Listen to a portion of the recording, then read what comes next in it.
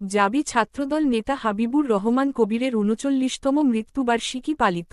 সাভার প্রতিনিধি মোহাম্মদ আসিফুজ্জামান আসিফের তথ্যচিত্রে বিস্তারিত। নানা আয়োজনে জাহাঙ্গীরনগর বিশ্ববিদ্যালয়ের ছাত্রদলের সাবেক নেতা হাবিবুর রহমান কবিরের ৩৯তম মৃত্যুবার্ষিকী পালন করা হয়েছে। মঙ্গলবার বিকেলে আশুলিয়ার নয়াপাড়া এলাকায় দোয়া ও মিলাদ মাহফিলের আয়োজন করে বাংলাদেশ জাতীয়তাবাদী ছাত্রদল জাহাঙ্গীরনগর বিশ্ববিদ্যালয় শাখা। অনুষ্ঠানে প্রধান অতিথি হিসেবে উপস্থিত ছিলেন বিএনপির কেন্দ্রীয় কমিটির সহপরিবার কল্যাণ বিষয়ক সম্পাদক ডাক্তার দেওয়ান মোহাম্মদ সালাউদ্দিন বাবু। এ সময় মরহুমের আত্মার মাগফিরাত কামনা করে বিশেষ দোয়া করা হয় এবং পরে উপস্থিতদের মাঝে তবারক বিতরণ করা হয়। এছাড়া জাহাঙ্গীরনগর বিশ্ববিদ্যালয় ক্যাম্পাসেও দোয়া ও মিলাদ মাহফিল অনুষ্ঠিত হয়। উল্লেখ্য ১৯৮৯ সালে বিশ্ববিদ্যালয়ের এই ছাত্রদল নেতা হাবিবুর রহমান কবিরকে হত্যা করা হয়। এবং আজকে একটা আলোচনা হয়েছে।